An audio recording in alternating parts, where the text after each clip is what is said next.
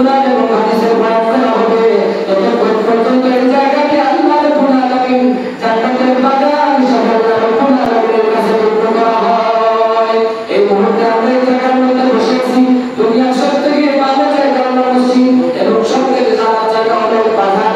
আমরা সবথেকে ভালো জায়গার মধ্যে বসে সবথেকে দিনী আলোচনা করে শুনছি এবং এই মুহূর্তের মধ্যে আমরা জান্নাতের বাগানে বসে আছি।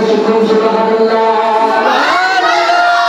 আল্লাহ রাসূল সাল্লাল্লাহু আলাইহি ওয়াসাল্লামের শুধু মিলাদ পালন করলে হবে না, শুধু বছরের দিন নবীর আগমনে খুশি হইলে হবে না, আল্লাহর নবীর আদর্শের উপর জিন্দেগি আপনার পছন্দ করতে হবে। শুধু মিলাদ ঝুঁকাতে মানে সারা বছর আপনার নামাজ পড়েন না, আপনার মিলাদ কাজে আসবে না। মিলাদ পড়াটা মুস্তাহাব। নবীর খুশিতে আগমনের খুশিতে মিলাদ মানানো, নবীর আগমনের খুশিতে মিলাদ শরীফ পড়া, দরুদ পড়া, এটা সম্পূর্ণরূপে ফরজ নয়, এটা আপনার উপরে ফরজ নয়, কিন্তু আপনার উপরে কাজ করতে নামাজ পড়া এটা আপনার উপরে ফরজ। কিন্তু শুধু আপনি মিলাদ পড়লে হবে না, পাঁচ বেলার নামাজ যদি আপনি পড়েন, পাঁচ বেলার যদি নামাজ আপনি সঠিকভাবে আদায় করতে পারেন, যদি বছরে রোজা রাখতে পারেন, হজ করতে পারেন, যাকাত দিতে পারেন, এরপরে আপনি প্রত্যেক মুমিন হবেন। আর যখন আপনি মুমিন হতে হবেন সম্পূর্ণরূপে আপনার রাসূলের মহব্বত হবে। শুধু রাসূলের মহব্বত নিয়ে চলতে হবে না, যদি আপনি আমার রাসূলের মহব্বত আমার অন্তরের মধ্যে আছে, এরপরে যদি আপনি নামাজ ছাড়েন, রোজা ছাড়েন, আপনি যদি ইসলামের কোনো কাজ এবং ইসলামের কোনো শরীয়তের কোনো হুকুম বিধান আপনি না মানেন, শুধু রাসূলের মহব্বত নিয়ে আপনি পার হতে পারবেন না। রাসূলের মহব্বত আপনার অন্তরে সর্বপ্রথম পয়দা করতে হবে, যার নাম হলো ঈমান। ঈমানের মধ্যে আল্লাহ রাসূলের নাম আছে কিনা?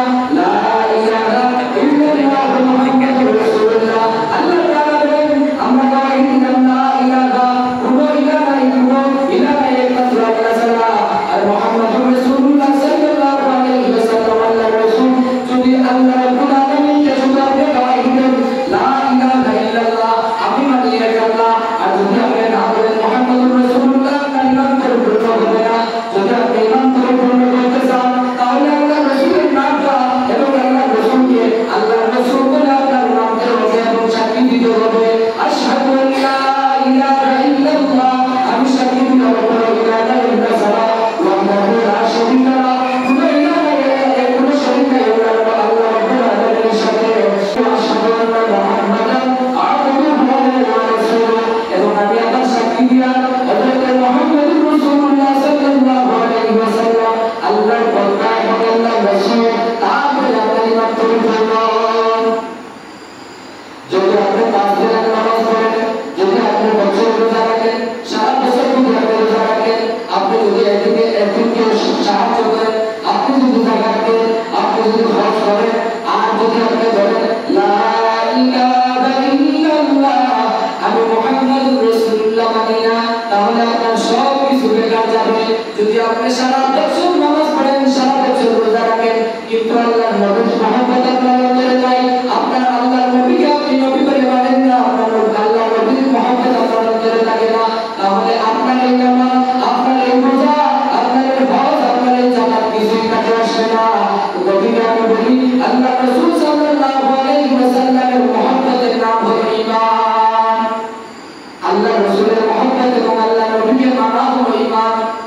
লা ইলাহা ইল্লাল্লাহ এটা বলতে মানে কিভাবে এক আল্লাহ, এক ভগবান, এটা হিন্দু মানে, কিন্তু তাদের বলা হলো তাদের সমস্যা হলো তারা শিরক করে ফেলে, তাদের আল্লাহর সাথে তারা শিরক করে। যেমন অন্যান্য ব্যক্তি এবং মূর্তি পূজা করে, তারা এইগুলো করার কারণে তারা আল্লাহর সাথে শিরক করে। এই জন্য তারা ওয়াহদানিয়তের সাক্ষী তাদের কাজে আসে না। ওয়াহদানিয়তের সাক্ষী তাদের আল্লাহ রাব্বুল আলামিনের দরবারে সাক্ষী কাজে আসে না। যদি শুধু তারা বলতে লা ইলাহা ইল্লাল্লাহ, আর যদি তারা শিরক করতে না, তাহলে তাদের ইমানদার তাদেরকে বলা যাইত। গতিকে তারা ইমানদার না গেল বলে আল্লাহ রাব্বুল আলামিন শিরক করার কারণে আল্লাহ রাব্বুল আলামিনের সাথে তাদের ঈমান পরিপূর্ণ হয় নাই। হিন্দু এক আল্লাহ মানে, বৌদ্ধ এক আল্লাহ মানে, খ্রিস্টান এক আল্লাহ, এক ভগবান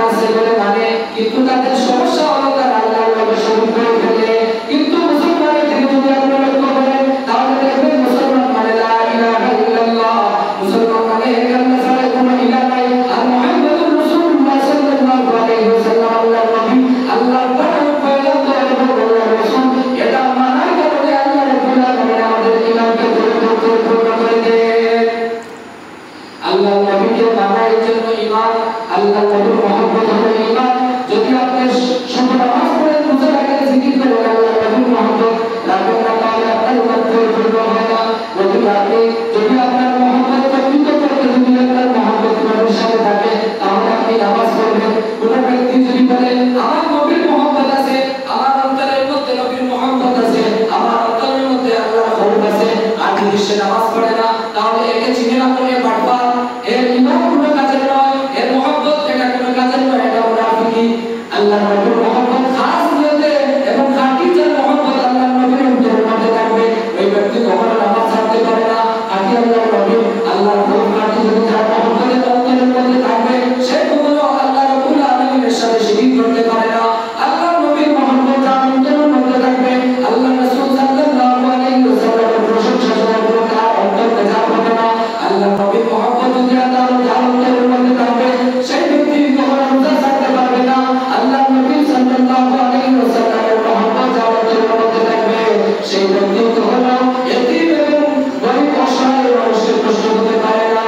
আল্লাহর নবীর আদর্শে গোটা জিন্দেগিকে রঙায়িত করা, গোটা জীবন পরিচালনা করা, আল্লাহর নবীর আদর্শে গোটা জীবন পরিচালনা করার নাম হলো ইসলাম।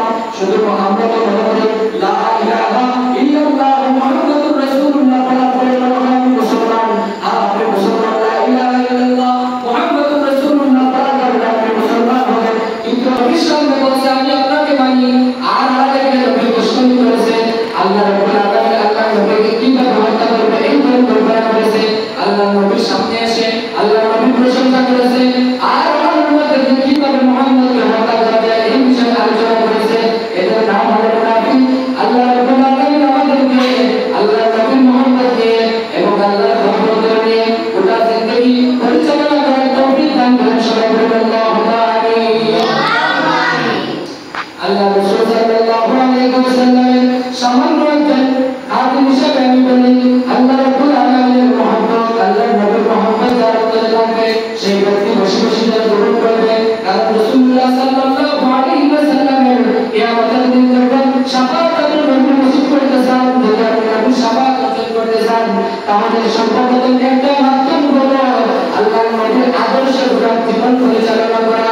এবং আপনি বেশি বেশি যদি আপনার আল্লাহ রাসূল সাল্লাল্লাহু আলাইহি ওয়াসাল্লামের দরুদ পড়েন, তাহলে আল্লাহর নবী বলেন কিয়ামতের দিন যার মধ্যে যার আমলের মধ্যে আমি নবীর দরুদ বেশি পাওয়া যাবে, সেই বান্দাকে আমি রব্বুল আলামিন আমার সেই উম্মতকে আমি রব্বুল আলামিনের কাছে সুপারিশ করে আমি আল্লাহর নবী জান্নাতের মধ্যে নিয়ে যাব। গতিকে আমরা প্রত্যেকদিন নিম্নে হলেও দৈনিক 100 বার দরুদ শরীফ পড়ার চেষ্টা করতাম। যদি আমরা 100 বার প্রতিদিন দরুদ শরীফ পড়ি, তাহলে মাসে আমরা যদি প্রতিদিন 100 বার পড়ি, মাসে 300 বার। আর যদি আমরা মাসে যদি 300 বার করে দরুদ শরীফ পড়ি, তাহলে বছরে হয়ে যায় 300 বার। আর আমরা গোটা জিন্দেগির মধ্যে যদি দরুদ পড়ি, শুধু নিম্নে যদি 100 বার পড়ি, আমরা যে যত বছর বাঁচবো এই হিসাব যদি আমরা আল্লাহ রাব্বুল আলামিনের দরবারে কবুল হয়, আমরা আমলের মধ্যে খাস একটা মজলিস নিয়ে যদি এই দরুদগুলো আল্লাহ রাব্বুল আলামিনের কবুল করেন, তাহলে নিশ্চয়ই আমরা আশা রাখি যে আমাদের দিন আল্লাহ